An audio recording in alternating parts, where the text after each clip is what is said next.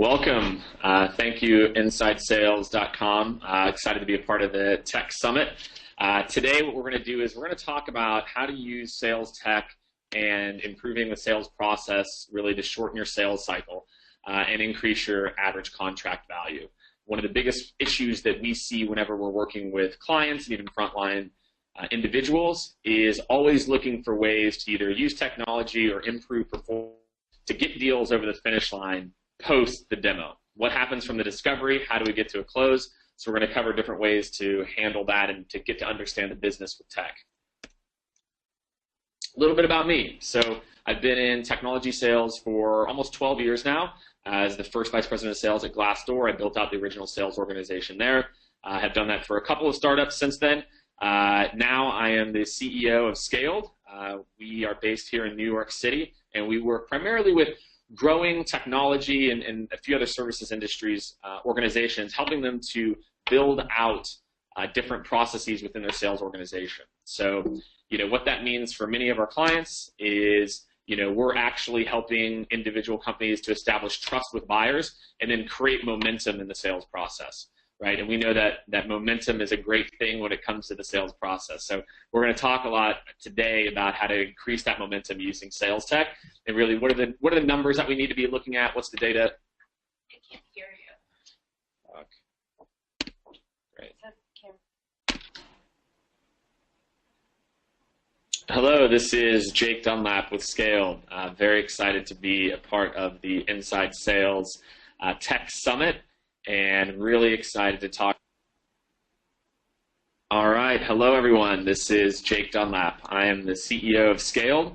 Very excited to be a part of the Inside Sales Tech Summit. Really excited to talk to all of you today about a topic that's very near and dear to me, which is, how do we shorten our sales cycles?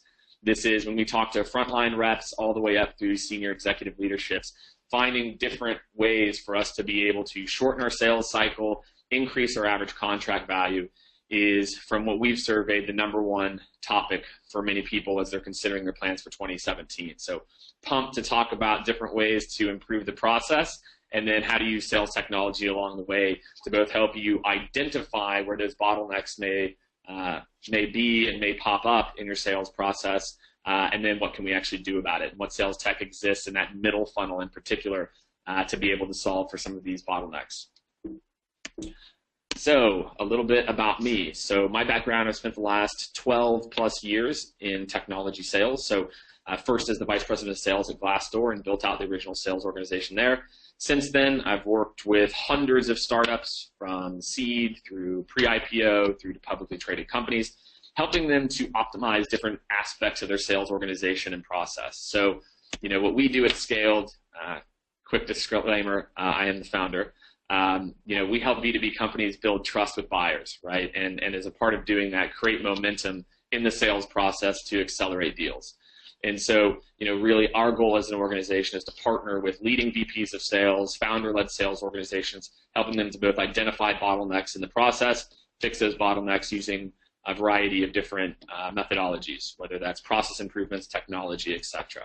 So today we're going to cover, not just the tech that goes into it, but we're going to talk about how to identify some of these bottlenecks and what technology can use to identify some of the issues that may exist middle funnel. And when we're working with organizations, what to track can be pretty daunting. And even if you're a frontline sales rep and you're trying to think through, how can I improve my sales cycle? Like, where am I going wrong?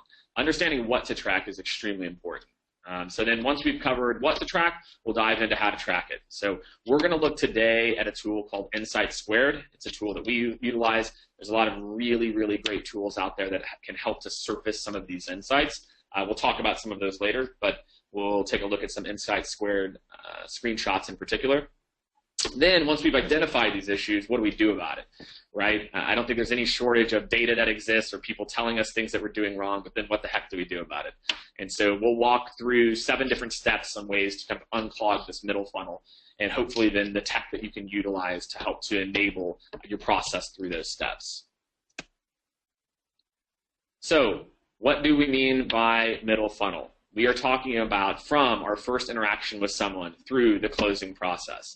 So we're not going to cover all of the amazing technologies that exist at the top of the funnel. There are a million amazing companies doing lots of really, really cool things on how to get meetings, track meetings, optimize, use our artificial intelligence to make sure that we're working with the right prospects. And our goal for this, by focusing on this demo to close, is can we shorten the sales cycle? Once we engage with someone, can we move them through the funnel faster?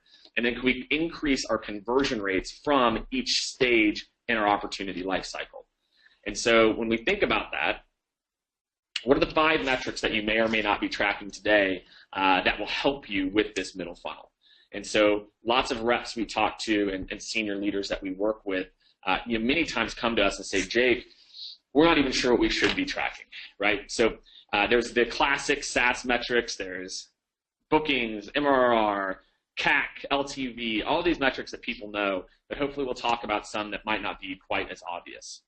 So the 5 metrics we're going to talk about, and then we're going to talk about how to identify those and what we can do about those things. The first is opportunity funnel conversion ratio.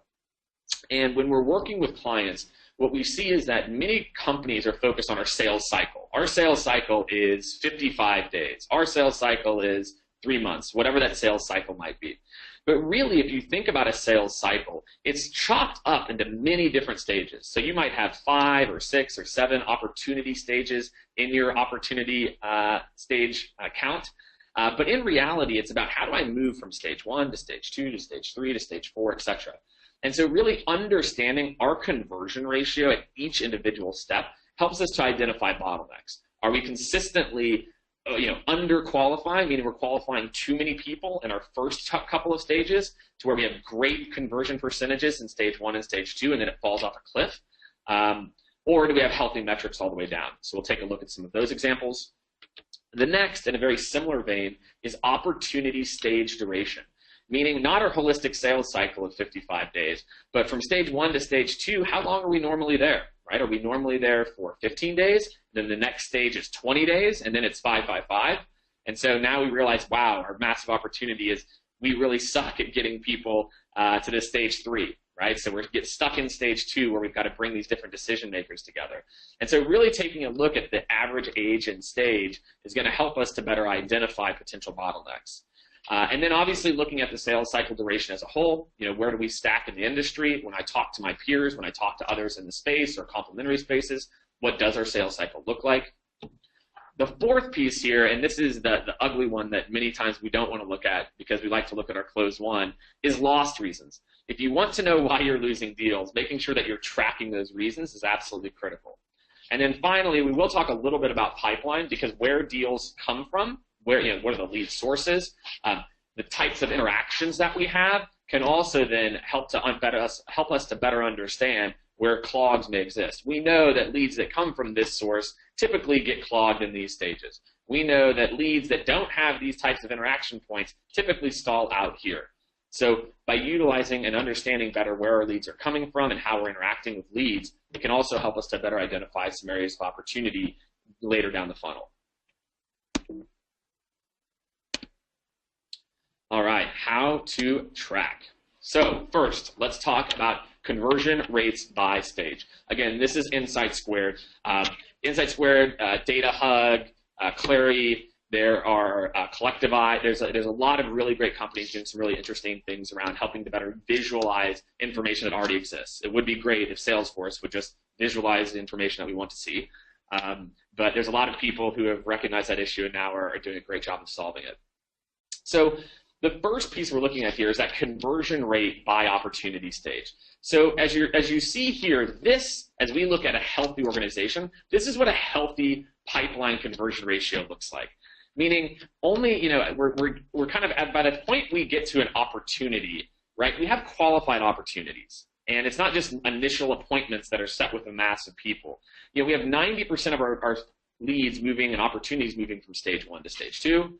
82% of those moving from stage 2 to stage 3, 84% of those moving from stage 3 to stage 4, and so on. And so you can see here, we're consistently converting at a high percentage. This lets us know that we're doing a really good job on the qualification front, that only good opportunities are really making it from lead to opportunity.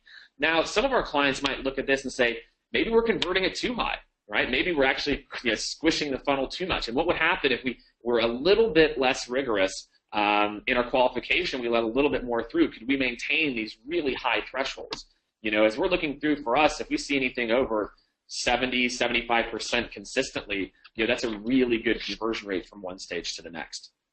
So again, just looking at these conversion percentages, it really helps you to understand, are there bottlenecks? Where might we be able to optimize, consistently once we get to this SOW phase, we're closing those deals, great. How do we get more leads to the SOW phase, etc. All right, so this one is one of my favorites, which is days in stage. So it's not, again, as we look at the sales cycle holistically, of 55 days, 90 days, whatever it might be, it's made up of small chunks. It's made up of chunks of 19 days here, 20 days here, 30 days here, etc. in each of these stages. And so in this example here, you can see that, in some of our earlier stages, our initial outline, we're spending 5 or 6 days, pretty consistently here across, the previous trailing quarters.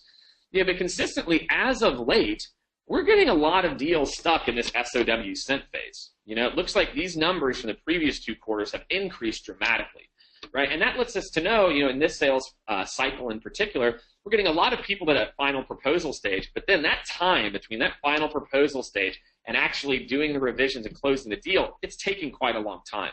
So we can go back and we look and we can say, what were we doing in the previous 2 quarters that was working versus the last 2 quarters? And really try to identify, what can we do to move the needle there? Are we doing a worse job of setting up the meetings to walk them through the SOW the second time and doing the revisions on the spot, etc.? And so it's really, really important to really break it down to where you can see these gaps and these days in stage. So then I can better understand, are we doing well? Are we not doing well, etc.? All right, close loss. So, we typically utilize Salesforce to track a lot of this for our clients. There's a lot of other tools that are doing some really cool things around like opportunity analysis to really better help you to understand, very early in the funnel who might be a close lost opportunity later. So if a lead looks like XYZ, they might lose for these reasons. But making sure that you're always tracking close loss from the very beginning is absolutely critical. Again, if I know that I'm constantly, let's take timing, for example. If I look back at my close loss over the last 6 months, 12 months, and I see that we're losing 50% of our deals to timing, or maybe it's authority, what that helps me to understand is that maybe we're just not doing a great job of qualifying. Maybe we're not having those tough conversations really early in the process that are going to help us later in the process to not spend as much time with those people right now.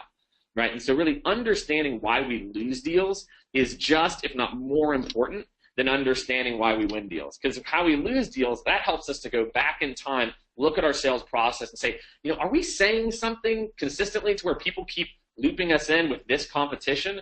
And 9 times out of 10, the answer is yes, right? You're saying something where people go, oh, that sounds like this. And then you hear that and you go, oh my gosh, no, we're better, we do X, Y, Z.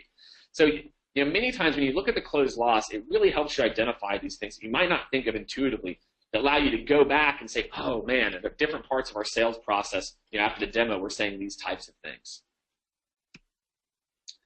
All right, so now we're going to look at some of those pipeline and some kind of deeper metrics to think about in terms of, where deals get stuck, why they might not be closing, et cetera, in that middle funnel. All right, what we're looking at here, again, this is a report from Insight Squared, is we're trying to understand what deal sizes actually close, right? So when I pitch a $30,000 deal, for this client, we only close at a little over a 20% ratio. But when we're pitching between 5 to 10,000, we're closing at almost 70%. When we're pitching at, that 10 to 30,000, we're closing at almost 50%, right? Our $10,000 deal close at almost the same percentage at our $30,000 deal. But then anytime we put an extra 1 after that 30, our close rate cuts in half. And what this allows you to do is see, man, if I'm going to go ahead and move forward with that 30 and I'm going to pitch something that's over 30,000, I better have all of my ducks in a row. I better have everything aligned. And so really, really being able to take a look at your data and understand, not just these other metrics and close loss reasons, but how should we be pricing these deals? What deals do we win? What deals do we lose? Again, it helps us to understand, where we can optimize, right? Maybe this one's around pricing. All right, I talked before about pipeline source. So understanding, where are our best deals coming from? Our deals with the highest contract value, our deals that close the fastest, etc. So really trying to understand your leads by source. And even as a rep, this is really important to you as a rep because, we've seen this across big sales organizations. Different reps are better with different leads. Yelp is a good example of a company that's built their own internal technology that takes into account lots of different, dynamic details around, part of the country, interaction points, lead source, and then routes to the appropriate person. And so, for you as a rep, you might want to be thinking about, man, I'm really, really good with these leads, or these are leads that typically convert at a higher contract value for me. All right, so next we get into more of the world of predictive, right? I mentioned Collective Eye, I mentioned Data Hug, Insight Squared, there's a slew of others. I'm going to show you a Lumascape later. But what we want to try to understand is what are the factors, looking at historical data, of deals that actually end up closing. And so you can see that this pipeline, there's a combination of high risk, low risk, least effort, most effort.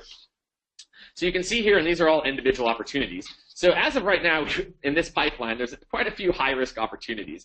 And to understand this data, we're using a combination of factors. We're using number of touch points, frequency of interaction with certain people in the account, number of people in the account that we're interacting with, days that this opportunity has been open, days in current stage, days in previous stages, to really try to understand, what makes a good deal for us, right? So there's some of these newer, more predictive tools that can help you to take a look at your pipeline like this, that, you don't have to go to a rep necessarily and say, hey, is that deal going to close? You can say, look, according to all these stats that we know equal a good deal, some of these are looking like they're pretty high effort and at a high risk. So maybe there's some things that we can do to change that. Maybe we need to lower the contract value. Maybe we need to extend terms, etc., to bring down that risk profile of the deal. All right, so 5 metrics, 5 ways to look at those metrics.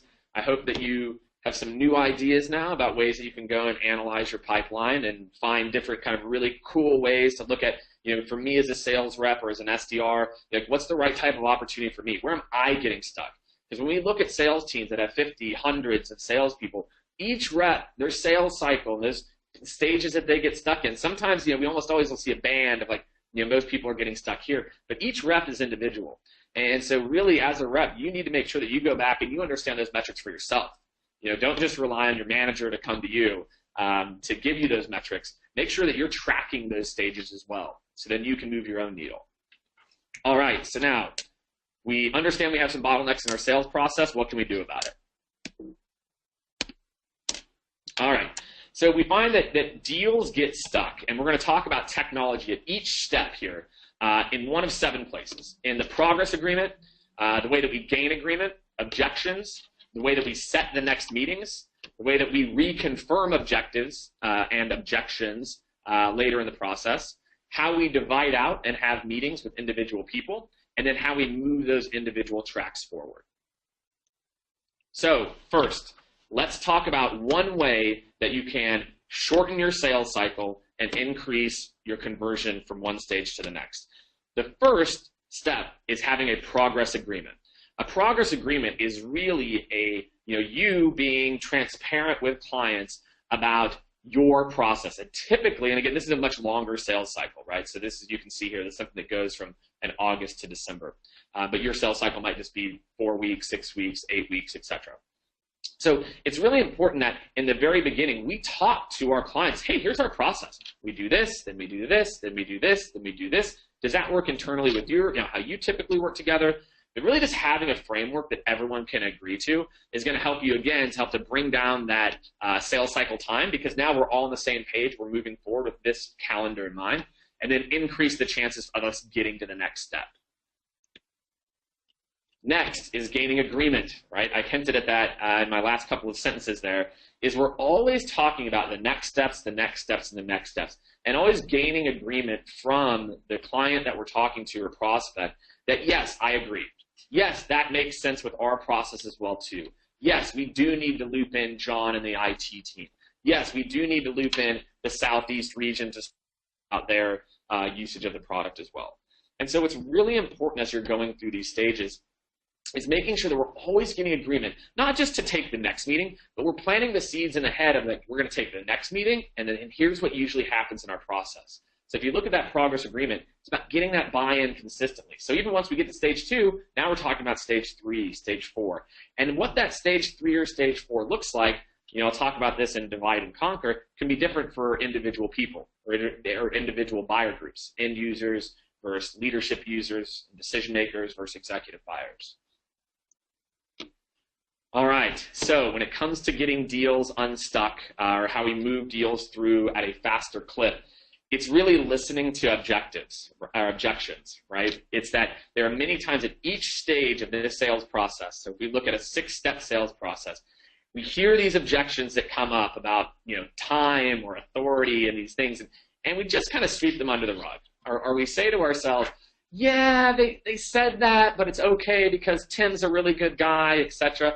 And we don't do a very good job of addressing objections head on. We hear somebody's pitch go up. We hear their reaction to price. We hear, them talk about where they fit to the org structure, and we don't address those objections head on.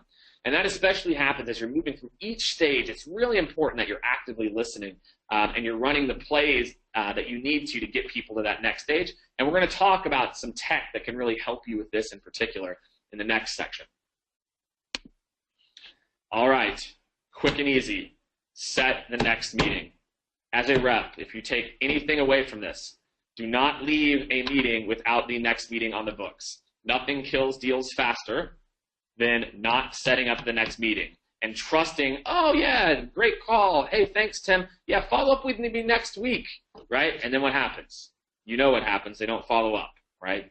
And so the key is never leave a meeting. There's lots of really cool tools I'm going to show you that can help with getting that next meeting, but always set the next meeting. All right, reconfirm objectives. What happens over the course of a sales process, even if the sales process is short, even if the sales process is under a month, right? It's maybe even 2 or 3 or 4 weeks. What we see time and time again is that things change. Look at the companies that each of you work for. If I ask, what are your sales priorities this month versus, 3 months ago, they change. And that happens with your prospects as well, too. So they might have come to you saying, yeah, we need a really cool, innovative way to generate more meetings at a repeatable rate, right? And then guess what? You don't talk to them for 2 or 3 weeks and things happen and the CRO is gone, right? Or, hey, we just hired 6 SDRs and, we've already implemented a tool.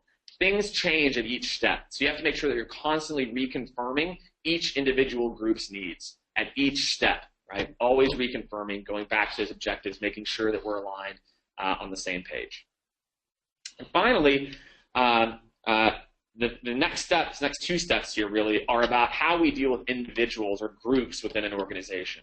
So if you want to talk about how, one of the most important things you can do to actually decrease the time to sell, believe it or not, is actually set up a couple more meetings. And this is where this can be counterintuitive to a lot of sales leaders who we want less meetings, more, deal. In reality, what we've seen time and time again is if you divide and conquer and have small little meetings with the end users, the people that care about ROI, the executives that care about industry trends, and whatever people might be involved in your deal, and you can speak just to them. And you talked about end user, this is how we're going to affect your day-to-day. Frontline manager, this is what your team's going to look like. VP of sales, this is the ROI that this is going to drive. This is the transformation we're going to drive over 6 or 12 months. When you try to have all those conversations together, it gets pretty muddy. And so dividing and conquering and actually having smaller groups of meetings to speak directly to people, and then point 7 here, setting a separate path for each group can actually help you to close the deal faster. Because the times that then you come together, you've broken apart in 1 week and had 5 small meetings. So then that time that you have that meeting next week, everyone is dialed in. Everyone says, yes, scaled, we get it, for our group, for our group, for our group. And then finally, it's setting that parallel path. So each group has a finish line, whether for that group, it's that they go into trial and they use it, or it's the decision maker who actually signs the contract. Each group has their own path toward completion or path toward a proof of concept. All right, so these are the 7 details that we know can help to unclog that kind of demo to close process. Now, how do we use tech at each step? All right, so prepare to be somewhat overwhelmed. If you haven't seen this, Skaled Venture Partners put out this great landscape of sales tech today. And this is from, I think, November of last year. So you can imagine now this box is probably 4x. And by no means is this completely inclusive, right? There's a million different really, really awesome tools that can help you with almost any problem you might have. If you're having a problem in your sales process, I guarantee there's a startup who's raised $1 million who's trying to solve that problem. But I think this is really cool. Again, you can just type Google Scale Venture Partners Sales Technology Landscape, and you can pull this up for yourself. But it's just important to understand, what exists, right? Like for inside sales, like being able to rank leads, right? And making sure people are spending the most of their time with the best people. Those types of technologies are just changing the way that we operate, both as a SDR and a sales organization. And so there's tons of tools out there. As a sales rep, I saw a stat from Salesforce and Dreamforce last week. It's like sales organizations that are actively using tech and sales reps that are actively using tech are 2 to 3x more effective than reps that aren't utilizing sales technology. And so it doesn't matter what your company's using. The good part is a lot of these organizations, you can buy individual licenses because, look, at the end of the day, it's about you getting to your number, right? And as you as a sales manager and as a VP of sales, it's providing these tools help your teams get to their numbers. But as a sales rep, man, most of these tools will let you do an individual license. So, you've got to start to think about that. 2 to 3x more effective by using sales tech. So again, if we're not using that sales tech, we're at a pretty big disadvantage. And again, I won't go through all of these. I'm going to talk about 4 of those 7 steps where the process tends to get clogged. I'll talk about what we need to do and how we need to utilize tech to fix those. Okay, so in everything from how we gain agreement, how we move the process forward, and how we address objections, okay? So Qvidian is a great tool. They have a Playbook technology that allows you to put in specific plays for different things that are happening, right? And this is also even relevant for the divide and conquer and the parallel paths. How do we talk to each individual group, etc. But it's a really great technology that's going to allow you to basically centralize these different plays, centralize the things that we know that actually drive change from a sales playbook standpoint. ClearSlide does a good job of basically taking that data and what pieces of content are people interacting with? What aren't they looking at? Let's make sure we get the right piece of content in front of the right person. ShowPad, same thing. DrawLoop, great for proposals and some other document creation.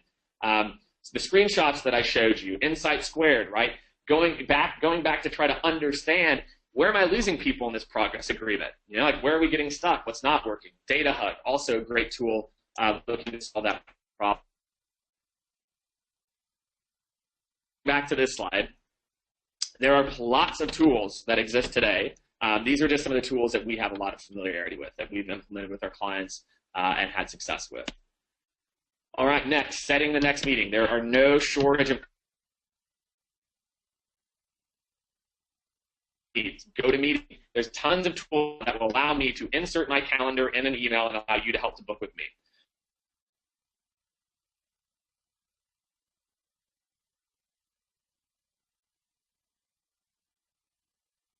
Right? ConvertCut is another one that will kind of interact with people as well.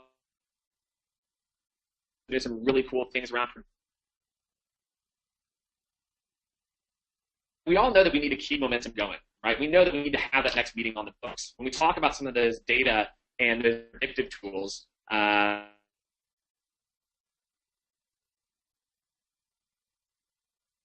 help us to basically set that next meeting. And those predictive tools help us better understand what we need to be utilizing and where we need to be spending our time to set that next meeting.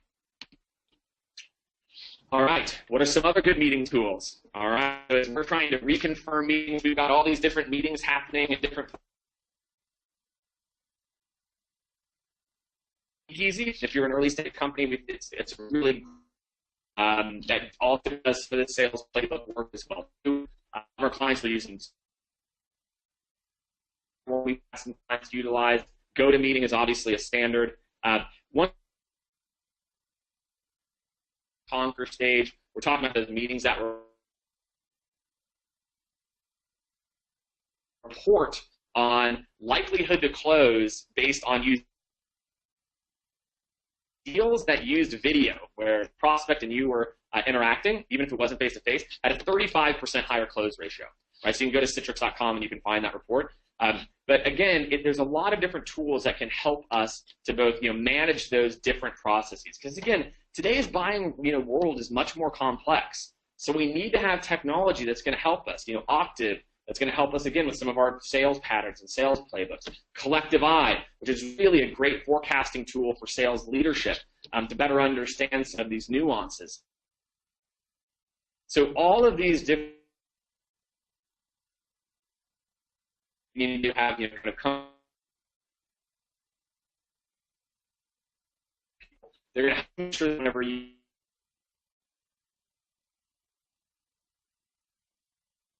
at the right time. We're kind of getting to later stages of deals, and there's a lot of the e-signature. We use HelloSign, which is a good sign and DocuSign. I've used it previous companies. They're both great tools. PandaDoc is a really great tool we've seen for form creation. Same with DrawLoop. As I mentioned before, Qvidian and Octave also have different kind of sales playbook documents that you can store, etc. So as you're kind of moving these different people along, we have kind of our central base, which is Salesforce for most of us. But it's really important that we understand these different sales tech, that we can use at each step of the process. Each tech, although it may kind of seem confusing at times, like, wait, I'm supposed to use this for this or this for this, it's really about adoption, and it's about making sure that you feel comfortable, you get in the flow, because again, going back 2 to 3x more effective. Using technology in the middle funnel is not an option, right? Using some of these ways to store your objections that you consistently get, be able to have those at your fingertips, be able to make sure that we're looking at the right steps in the process so I can optimize my own individual process as a rep, making sure I have access to the documents that I need when I need it, make sure I'm using ClearSlide to then see what pieces are people interacting with, or ShowPad, to where I can see these different things that people are interacting with, and then make sure I'm showing the right content. All of these things are designed to help you as a sales rep show people the right information at the right time, and that's different groups for different people, right? So it's really important now. Again, sales tech really isn't an option. There's a lot of different opportunities or companies that exist to help you with some of these problems, but these are just some of the companies that we have firsthand experience with, and some of our clients do as well. And so, for us, there's obviously a lot going on, as you can see, in sales technology. Hopefully from this session, your takeaways were, I found out a few new KPIs that I wasn't potentially tracking about my own process. I found out what I can do about that. I found out, wow, now that I've seen these different bottlenecks in my process, here are some action steps that I can take. And then finally, now that I've seen the action steps that I can take, how can I now build out a process and use technology to be able to affect that process? So please feel free to reach out. We're making the deck available, obviously, for all of you to download. As you have questions as a rep, we do individual rep training, team training, etc. Happy to set up time to talk with you or bring in your sales leadership. Again, please feel free to visit Skaled.com, follow me on Twitter, or of course, I'm available via email, or I can put you in touch with someone on our team. Thank you again, and appreciate Inside Sales for having us.